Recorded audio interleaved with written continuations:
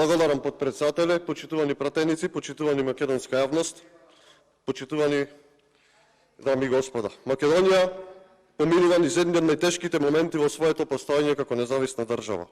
Во овие моменти препуштени сме на една елита на власт за каква одлука ќе донесе, дали ќе предадеме сувереноста на една соседна држава.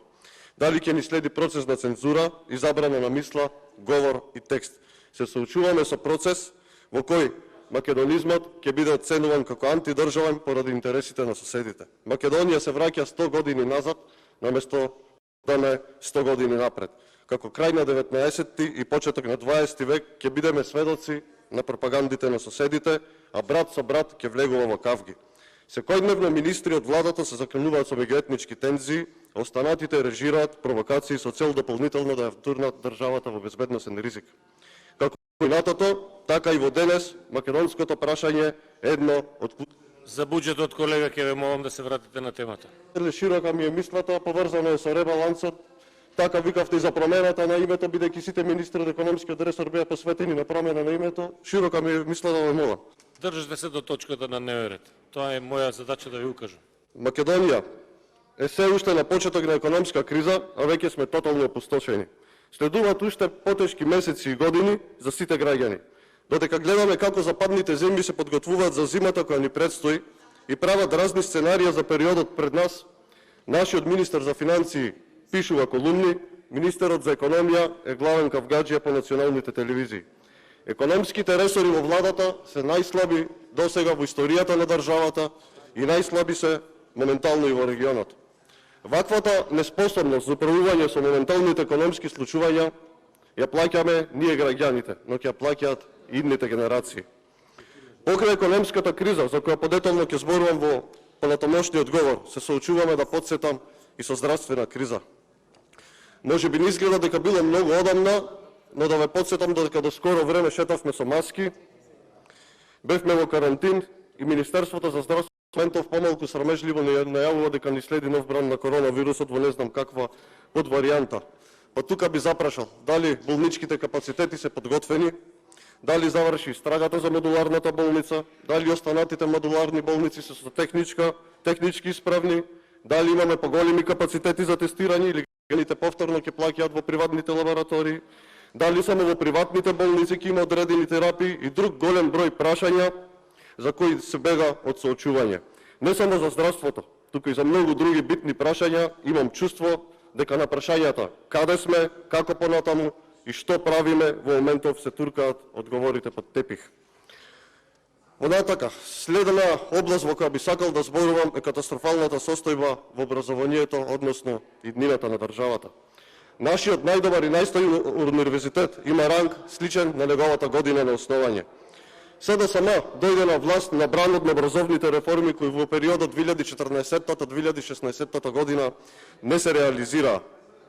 Но по нивното доаѓање на власт беше најавен реформски процес од кој образованието ќе било на ниво на европските земји. Што добивме 6 години потоа? Четворица министри за образование кои го пробија дното, а капак на се беше и кризата која ни ги покажа голем дел од слабостите во образовниот процес. Случајот се описите во нашата најдобра гимназија според резултатите од матурскиот испит кренаа прашина околу една недела, а веќе од септември ќе се правиме како да ништо да не било. Замислите, оние ученици кои што завршиле со петки, какви резултати имаја во нашата најдобра гимназија тој контролен тест, а какви се резултатите на учениците со понизок успех кои се запишуваат во сродни училишта кои се послаби од оваа гимназија. Неквалитетот во образованието резултира со проблеми на пазарот на труд, а со тоа и со економскиот раст и развој на државата. Но тоа вас, почитувани колеги, не ве интересира, секако не планирате уште долго да останете на власт, па затоа немате стратегија за 2 недели, не камоли за 2 децении. Кога сме кај образованието, не можам да не се осврнам и на младите, генерациите кои доаѓаат иднината на оваа држава. Нивната главна преокупација наместо поквалитетно образование е како побрзо да се заминат од нашата држава. Над 70% од младите во Република Македонија гледаат што побрзо да ја напуштат државата. Младите заминуваат од бројни причини: за поквалитетно образование, за повисоки месечни примања, поквалитетно здравство, подобри услови за живот, поквалитетен живот, затоа што државите каде што одат мислат нивните генерации за разлика од вас. Во текот на вчерашниот ден ми се обратија и младите специјализанти, кои бараат да ве прашам дали со ребалансот ќе има пари за исплата на дежурство, бидејќи не сте им ги исплатили од јануари до сега. 2022 година поминуваме низ една од најтешките здравствени кризи, а владата не им исплаќа на младите доктори на еднина здравството дежурство повеќе од 6 месеци. Почитуван министер или представници на владата, најмалку што може е да се јавите за реплика и да им кажете на специјализантите дали ќе им ги исплатите парите кои ги имаат честа заработено.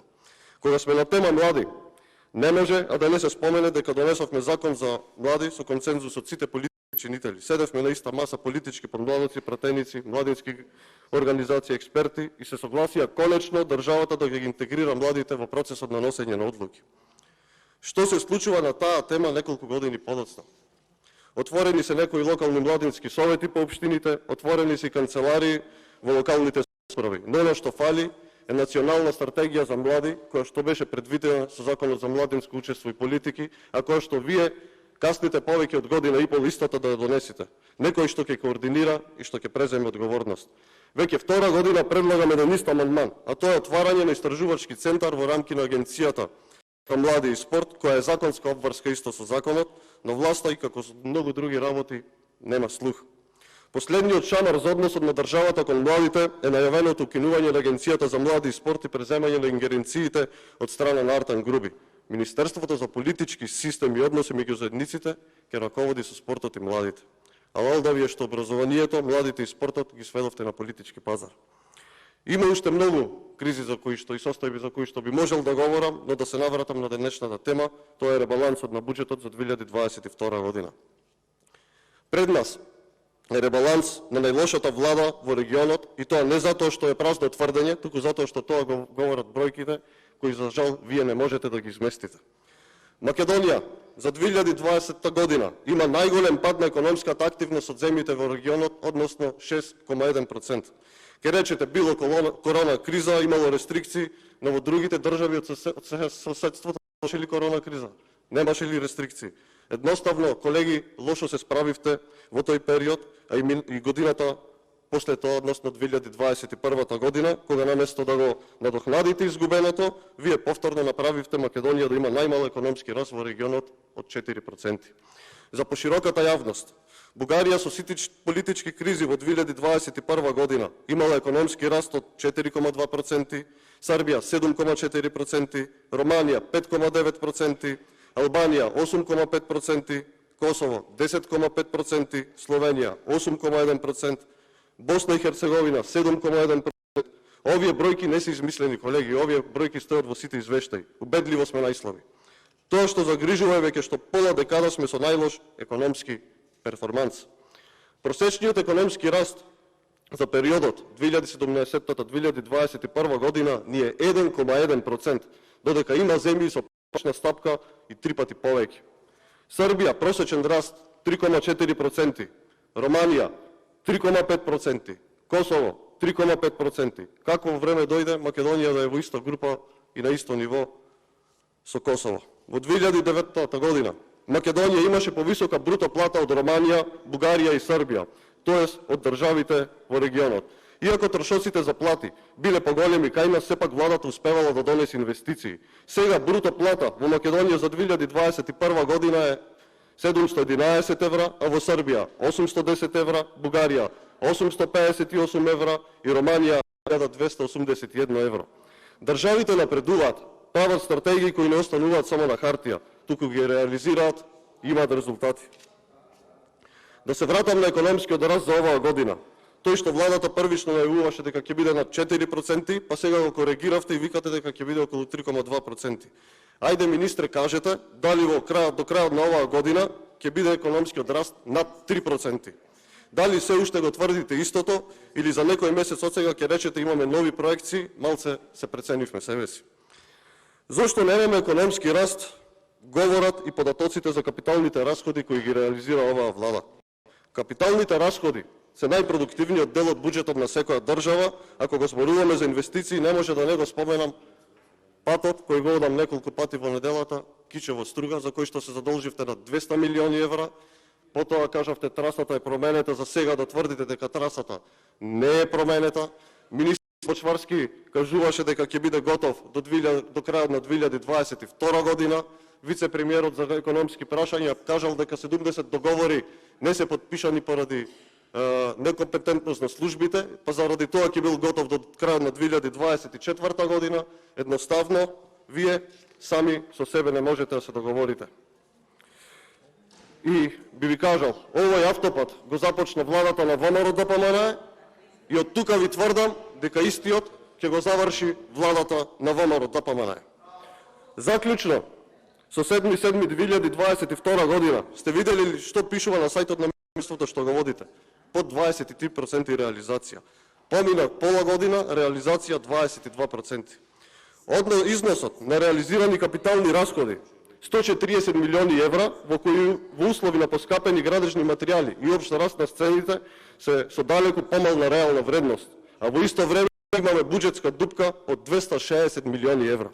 Почитувани колеги, економскиот тим во владата е тотално неспособен и ќе не втурне во уште поголеми проблеми. 120 милиони евра потрошиле повеќе отколку што се инвестициите, а да подсетиме дека економски пакети за поддршка се чека да се реализираат со овој ребаланс на буџетот. На тема долг, што да се каже? Додека СДСМ беше опозиција, додека јавниот долг изнесуваше 47%, викавте дека само што не дошло грчко сценарио, само што не се прогласило банкрот на државата, за сега јавниот долг галопирачки да расте.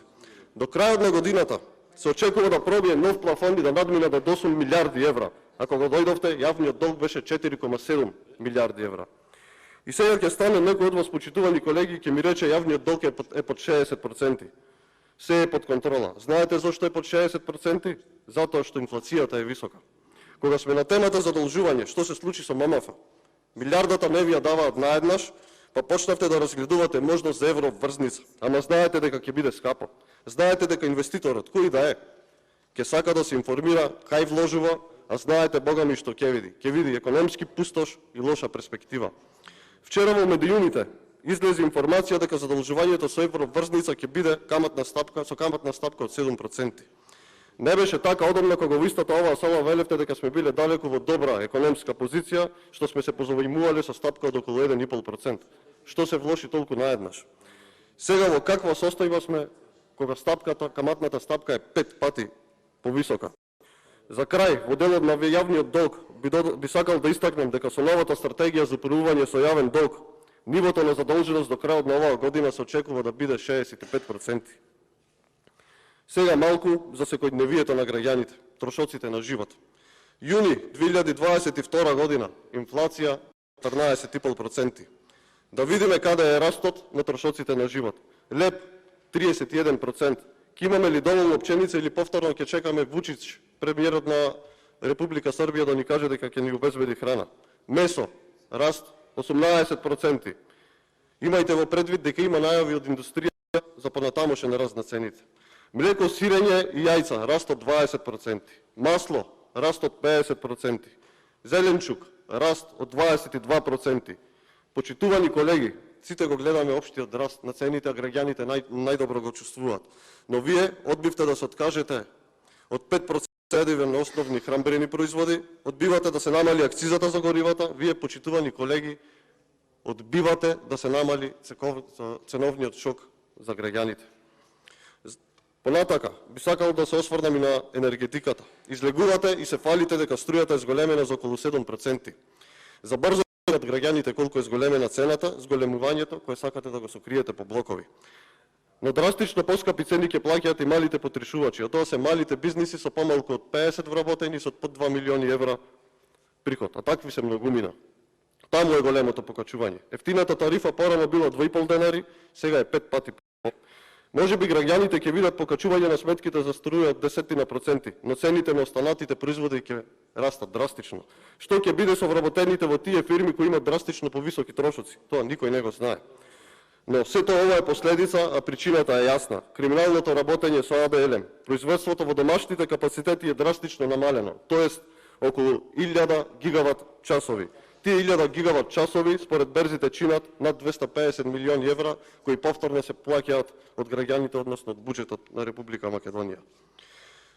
Почитувани, би сакал да издвојам неколку состојби од ребалансот на буџетот која секоја година се повторуваат, а се однесуваат пред се и на младите. Веќе неколку години власта на СДСМ и ДУ избегнала да ги доврши зградите на ФФК и ФИНКИ, кои што се наоѓаат во кампусот Науким спроти Мотава. И ова е втора година како не се предвидени средства за изградба на тие објекти. Не знам зашто постои толкав комплекс да се доврши нешто што го почнала владата на ВМРО ДПМН. Зарем тие студенти не заслужуваат да учат во подобри услови? Се работи за неколку илјади студенти. Следно, изградба на училишни спортски сали во основни училишта, намалување од скоро 2 милиони евра. Во услови на покачени градежни материјали и општ пораст на цените на импутите во градежништвото, ова се суми со кои не може да се гради досега. Ако една спортска сала порано чинела 100.000 евра, сега истата ќе чини речиси двојно повеќе. Токму затоа недозволиво е да се намалуваат средства. Спротивно, треба да се зголемуваат. Се надевам дека во буџетот за 2023 година ќе дојдете со многу повеќе средства за оваа намена. Последна ставка која би сакал да ја истакнам е енергетски ефикасна рехабилитација на студентските домови. Кратење од 50% на предвидените средства. После 5 години власт најавувавте студентски град со читални, библиотеки и фитнес центри. После 5 години власт нити има идеја, нити има проект за такво нешто. Студентскиот град го заменивте со кредит за рехабилитација на студентските домови, а сега ни тие средства не ги реализирате. Стварно не разбирам што е проблемот. Во текот на амандманската расправа се одбија амандманот за подобрување на средношколскиот стандард, тој средношколски оброк по примерот на проектот студентски оброк, но и бесплатен меѓуградски превоз во летниот период, bar додека трае оваа криза. Вие си знаете што правите, ама никој кој влегол во војна со младите не успел да победи. Имајте го тоа на ум. За крај, овие катастрофални состојби во образованието, во здравството, во однос на младите, во однос на реализацијата на капиталните расходи, во однос на пустошот и криминалот, во однос на вашето крадење на јавните средства од граѓаните и на националните предавства, граѓаните ќе ве окажат одговорот на избори. Затоа е потребно оваа некадарност и оваа некомпетентност што побрзо да се замени, за идните генерации да не ја плаќаат цената поради тоа. Ви благодарам.